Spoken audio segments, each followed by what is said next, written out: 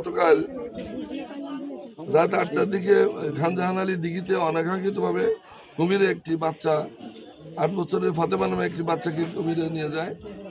স্থানীয় জনসাধারণ, প্রশাসন, আমরা এবং জেলা প্রশাসন, পুলিশ প্রশাসন, মাজার কর্তৃপক্ষ আমরা সার্বিকভাবে উদ্ধার করার চেষ্টা করি এবং 4-5টা টিম এখানে নামানো হয়। ফায়ার সার্ভিসের লোক আসছিল, জেলা প্রশাসক মহোদয়, পুলিশ সুপার সাহেব এখানে ছিল, কিন্তু আমরা উদ্ধার করতে পারি নাই।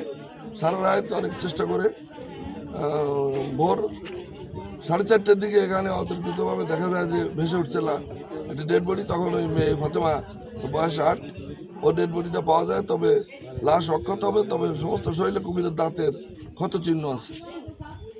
এখন আমরা থানার থেকে পুলিশ আসছে,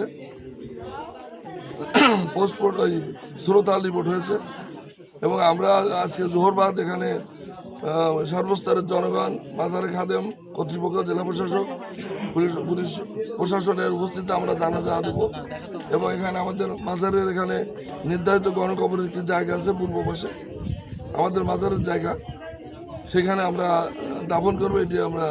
এটাই সর্বশেষ। তবে ভবিষ্যতে যাতে এই ধরনের অনাকাঙ্ক্ষিত ঘটনা না ঘটে, এর জন্য আমরা সার্বিকভাবে প্রশাসনের সাথে পরামর্শ করে আমরা এর কী ব্যবস্থা করা যায় যাতে হাজার হাজার লোক এখানে প্রতিদিন আসে।